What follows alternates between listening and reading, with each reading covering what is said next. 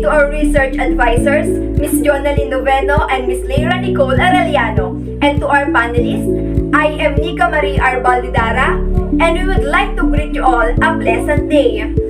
We will be presenting our proposed study entitled Growth Performance of Seed-Germinated Solanum lycopersicum under Recycled Aquaponic System Design with Oreochromis niloticus. Together with my group mates, Mr. Julius Del Rosario and Ms. Katrina Marcelo. For the introduction and background of the study, here is Mr. Julius Del Rosario. Thank you, Ms. Baldedara. I am Julius Del Rosario for the short introduction. Aquaponics is the mix of hydroponics and aquafarming. The rationale of integrated agriculture system is to take advantage of the resources shared between aquaculture and plant production, such as water and nutrients, to develop and achieve economically viable and environmentally sustainable primary production. In aquaponics, we will put the fish and plant together in one coordinated jar. Soilless framework. The fish squander will give food sources to the tomatoes, and the plants will give a characteristic channel to a water where the fish live in. Aquaponics production is emerging as an alternative for effluent treatment and aquaculture diversification. Also, aquaponics contribute to save water and for maximum utilization of nutrients and culture areas. The widespread aquaculture of tilapia, especially in areas outside their natural geographical existence, together with the shortage of and competition for fresh water sources has gradually shifted tilapia culture from traditional semi-intensive to intensive system. With this, a recirculating aquaculture system with farmed tilapia is the most popular combination in aquaponics, an integrated aquaculture and hydroponics. Despite nutrient-rich fish rearing water being regarded and valuable sources of aquaponics, the quality, the value of inhabited microorganisms are certainly understudied. Tomato plants do exceptionally well in aquaponics. Tomatoes like warm weather but also require plenty of nutrient-rich water.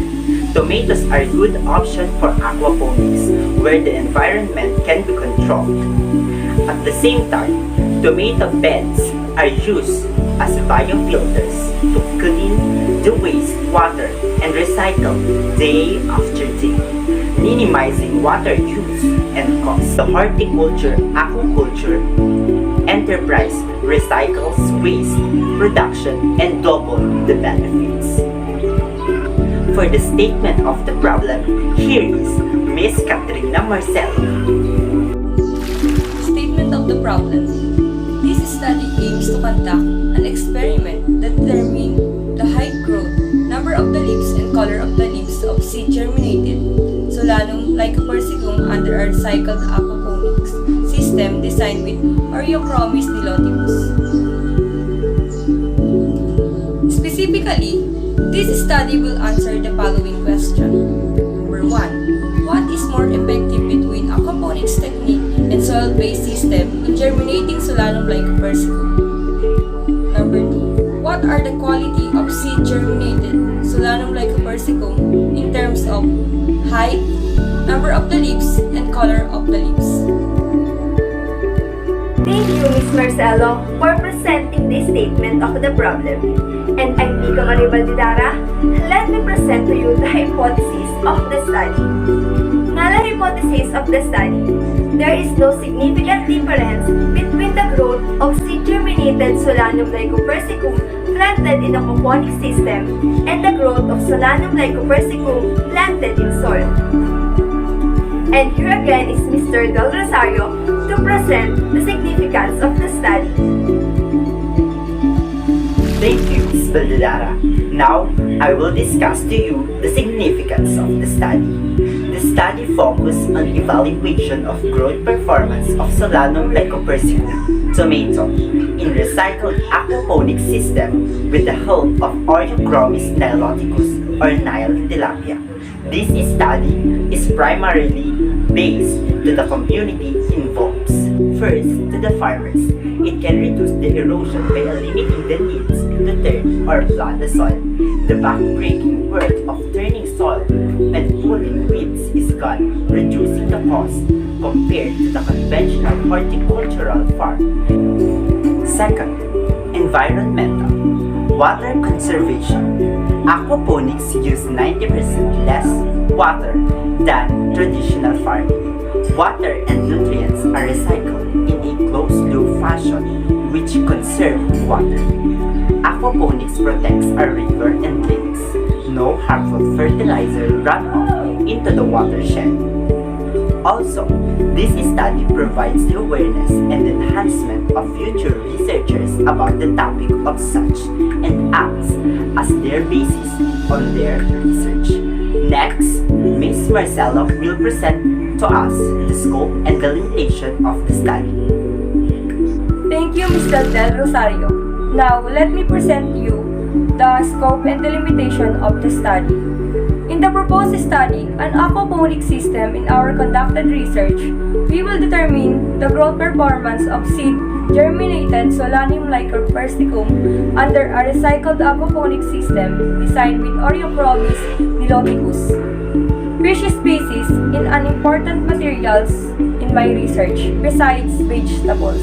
We use Oreochromis niloticus as a fish species and Solanum lycopersicum as a vegetable to run our experiment. In our experimental design, we will build a mini aquaponic system. The waste discharged from tilapia will treat by tomato roots and bacteria and return to fish tank as a clean water. During the experiment, the heights of plants were observed and recorded every day. The time and place of the study will present by Ms. Nicah Baldedara. Thank you, Ms. Marcelo. The time and place of the study will be discussed by yours truly. This study will be conducted at Baloc, Santo Domingo, Nueva Ecija from April 2021 to June 2021. Methods of the study. First, we will show you where and how we collect the materials used in this study. In this study, researchers need variables. 15 pieces tomato seeds will be brought at agricultural supplies shop in Talavera, Nueva Ecija. The tilapia fish is purchased at Baloc, Santo Domingo, Nueva Ecija. The materials of aquaponic systems, air pump, hose, rock wool, clay, pebbles, and net pots is purchased in an e-commerce application. The plastic basin, cable ties, wood, coir, cloth are provided by proponent. Aquaponic system design. The materials used for creating the aquaponics model were plastic basin, wood, air pump, hose, net pots, and cable ties. The 67 inches diameter and 10 inches high plastic basin has two holes, where the two pieces of 27 inches length of wood placed that holds the 4 pieces net pots. Cable ties serves as the fastener that binds net pots, hose, and woods together to keep them organized. Air pump device and hose were assembled to set the aquaponic system. In conducting this study, there will be 4 treatments, depending on the varying grow beds, namely 1.25 grams of rock wool, 1.72 grams of clay pebbles, 2.3 grams of coir, and 4 by 10 cm cloth. The controls serve as the natural soil. In each treatment, there will be 3 replicates, seeds respectively. The seed germination will be carried out in 14 days, and daily observation is done as the maintenance inspection. Maintenance of Solanum lycopersicum. The seed germinated Solanum lycopersicum in each treatment will be observed at least thrice a day. Evaluation of the study. The color of the leaves, number of the leaves, and height of the Solanum lycopersicum seed germinated will be observed every day. After 14 days, this will be measured for the comparison with the initial data. Data to be gathered in the study. The following are the data to be gathered.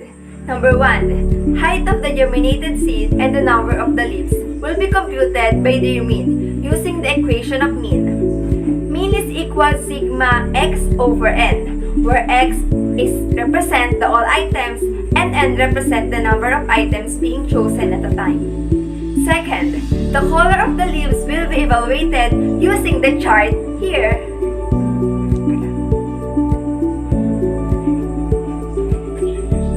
Statistical analysis of the acquired data. The aim of the research is to identify the growth of seed-germinated Solanum lycopersicum and what is more effective between the aquaponics technique and soil-based system. The statistical approach analysis of variance, ANOVA, allows the researchers to test the significance of the plant height, color of the leaves, and the number of the leaves.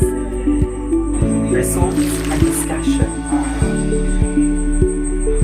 This study aims to determine the growth of seed-germinated Solanum lycopersicum and which is more effective between aquaponics technique and soil-based system in germinating Solanum lycopersicum. The researchers applied the qualitative study where documentary analysis on the data gathering was more suitable. Present data were studied and documents are examined to answer the questions communicated in the statement of the problem. During conceptual phase of the study data was collected, the first step involves in different treatment in order to investigate the growth of the plants. Second, the data collected during the experiment was included as a part of the literature review. The third step included the calculation of the database and the statistical analysis of this study. The height of Solanum lycopersicum. The table 3 shows the comparison of the height in inches of seed-germinated Solanum lycopersicum per treatment at 14 days.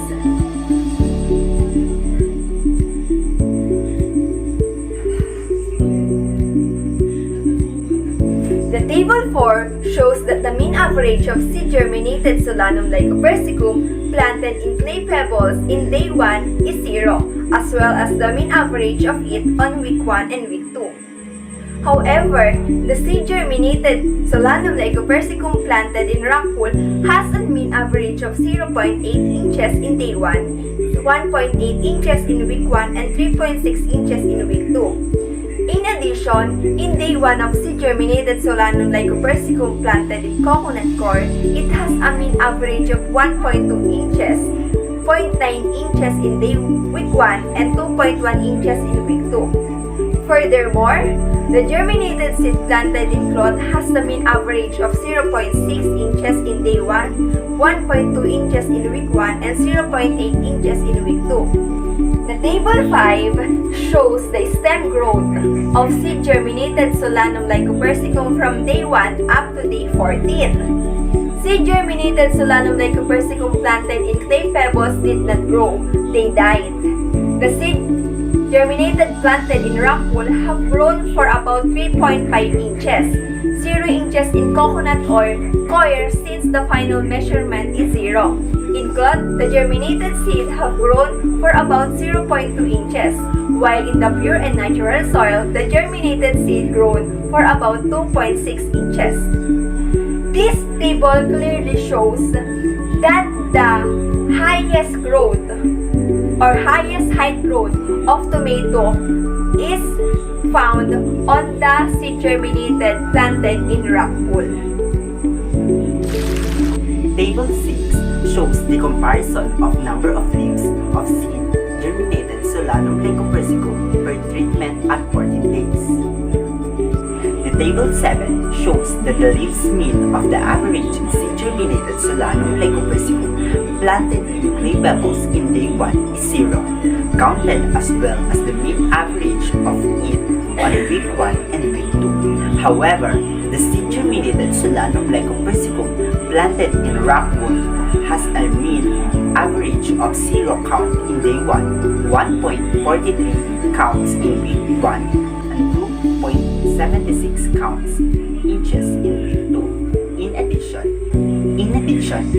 in day 1 of seed-germinated Solanum lycopersicum planted in coconut coir, it has leaves mean average of 0 count, 1.43 counts in week 1, and 1.62 counts in week 2. Furthermore, germinated seeds planted in cloth has a mean average of 0 count in day 1, 0.95 counts in week 1, and 0.3 counts in week 2. Lastly, the mean average of the seed-germinated Solanum lycopersicum planted in pure and natural soil in day 1 is 0, while 1.4 counts in week 1 and 2 counts in week 2.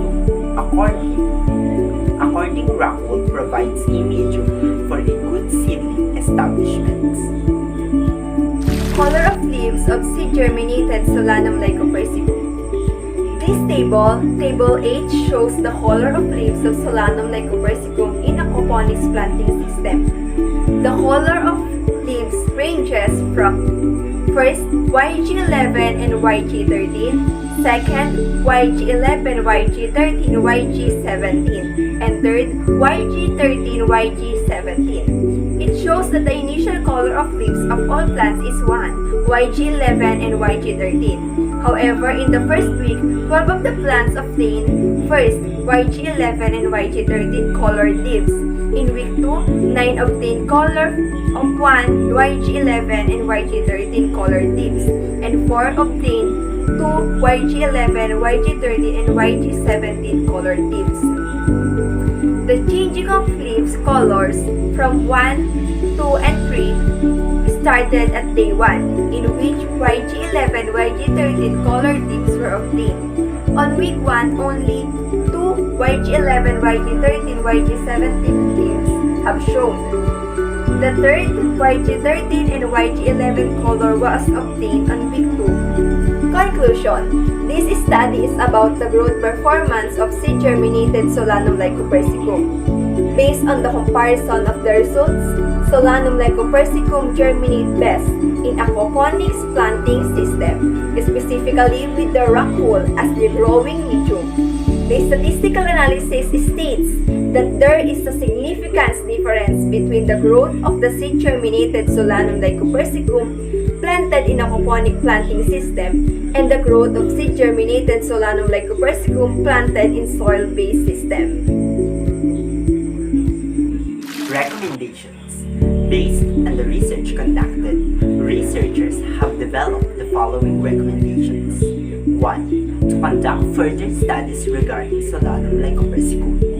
2. To conduct comparative analysis including different aquaponic systems such as media filled beds, nutrient film technique, and deep water culture. 3. Try to use fingerlings tilapia fish use in aquaponic system. 4. Use correct size of net pans for germination.